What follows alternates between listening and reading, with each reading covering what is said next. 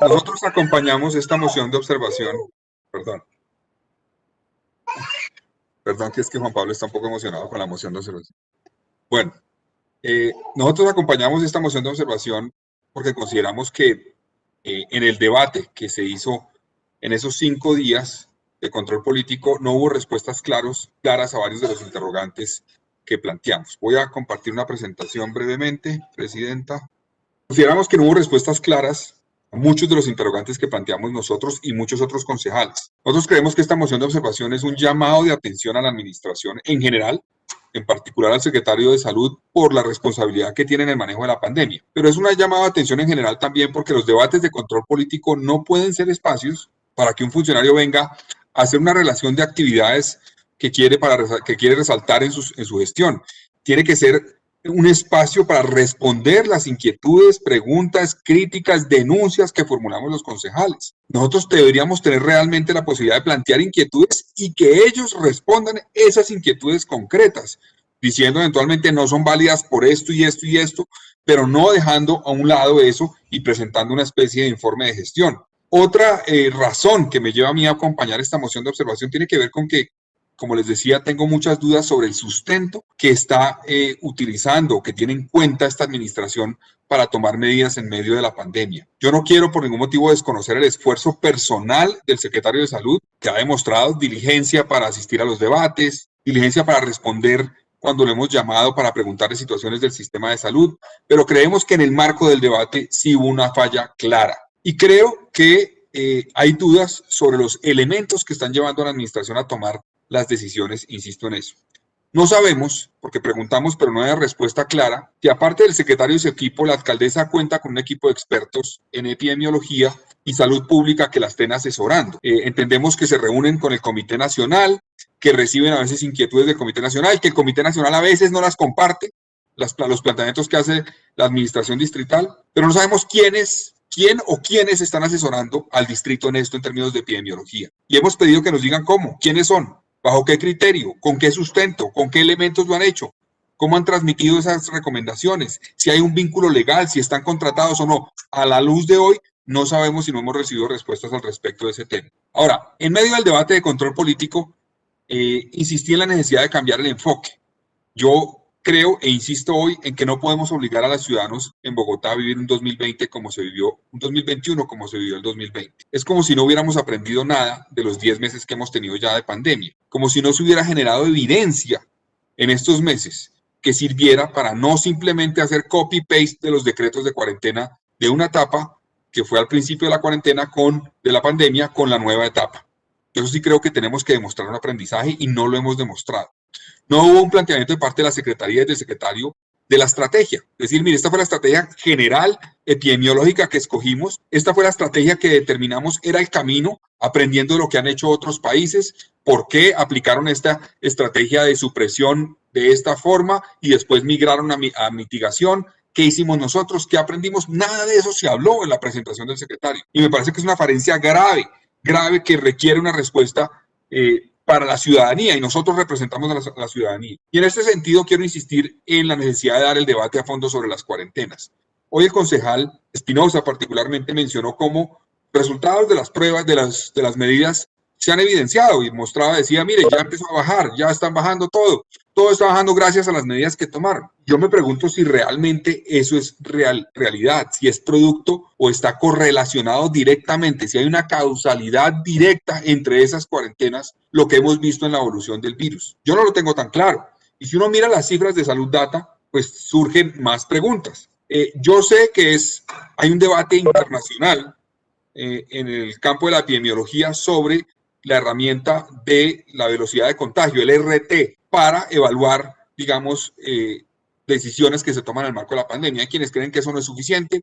En todo caso, la administración sí la ha mencionado como uno de los elementos clave para tener en cuenta a la hora de tomar decisiones de cuarentena. La alcaldesa lo ha dicho en sus intervenciones y ha mencionado, mire, el RT de Bogotá sí, el RT de la localidad tal va de esta forma, etcétera. Eso lo ha mencionado la alcaldesa insistentemente. Pues bien, ese mismo indicador, si uno lo mira, miren este gráfico que es bien interesante, es el RT de Bogotá y miren la tendencia.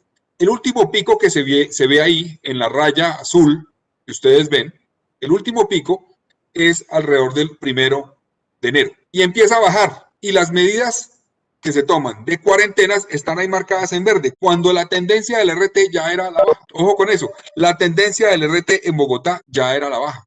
Ahora, tenemos cifras hasta ahora publicadas en Salud Data hasta el 12 de enero, no tenemos más allá de 12 de enero, pero hasta el 12 de enero se marca esa tendencia claramente a la baja antes de que se tomaran las medidas. Entonces, yo no conozco medidas que tengan un impacto antes de tomarse. Yo sí creo que aquí hay que aclarar cuál es, digamos, la correlación o la causalidad, mejor dicho, que tiene o que plantea, por ejemplo, el concejal Espinosa entre una medida que se toma el 5 de enero y una tendencia que se marca desde el 1 de enero, porque es distinto. Entonces, esto me llama la atención a mí sobre el tema de Salud Data de las cifras. Si uno mira por localidades, esta es la de Bogotá, es un poco ya una gráfica que tomamos nosotros a partir de lo que hicimos. No ve lo mismo, miren la tendencia del RT. La raya roja es cuando se toma la decisión de cuarentena. Miren cómo iba el RT en Bogotá, miren la tendencia. Si uno mira por localidades, en Suba, miren cuando se toma la decisión de cuarentenas y mire cómo iba el RT.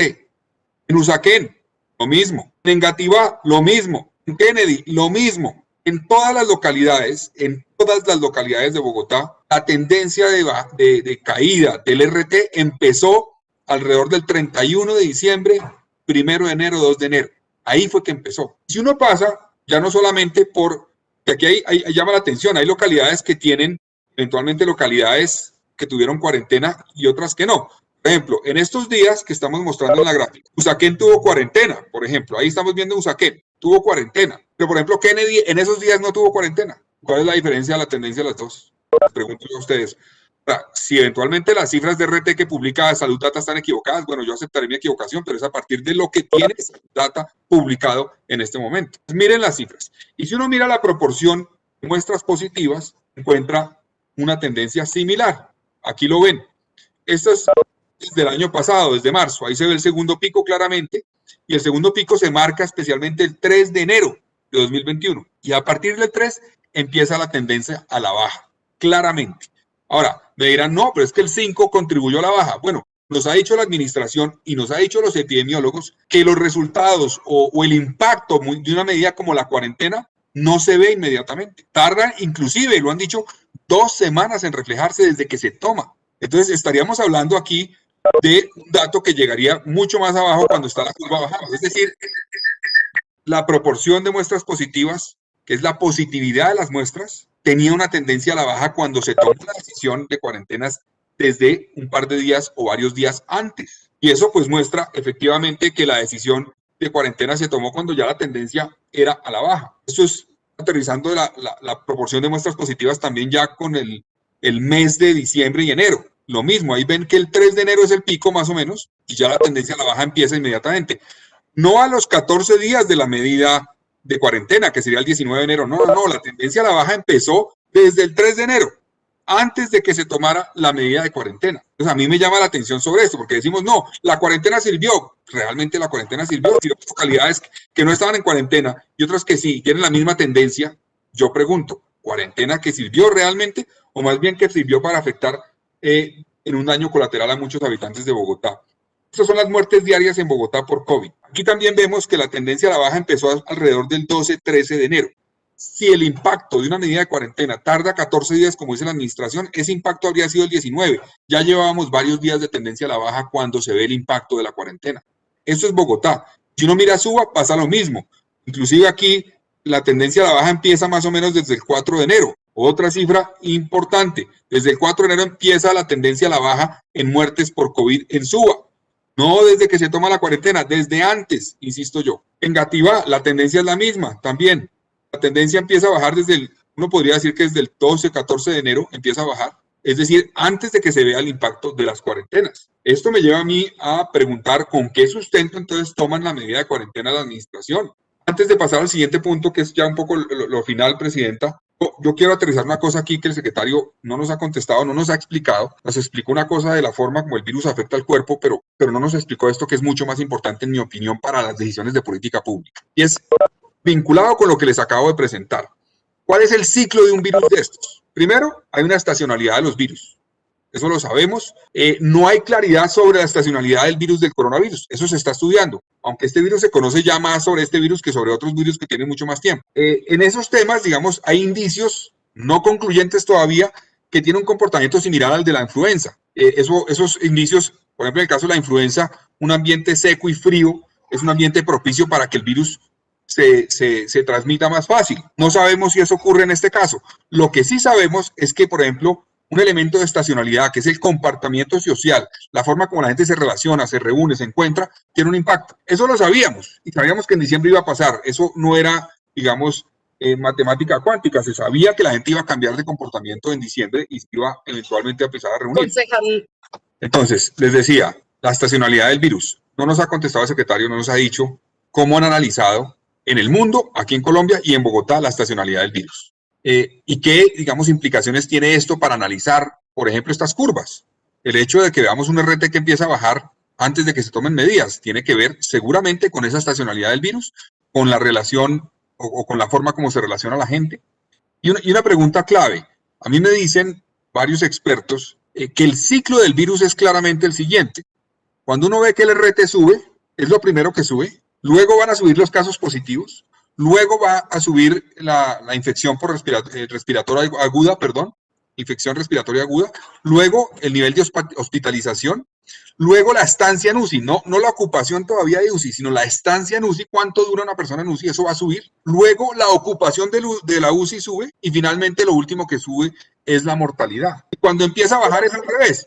Lo primero que baja es el RT, luego los casos positivos, luego la infección respiratoria aguda, luego la hospitalización, luego la estancia en UCI, luego la ocupación de UCI y finalmente lo último que baja es la mortalidad. Pero aquí parece que nos hacen anuncios es sobre la base de la ocupación de UCI y la mortalidad, que son los últimos eslabones de un ciclo del virus.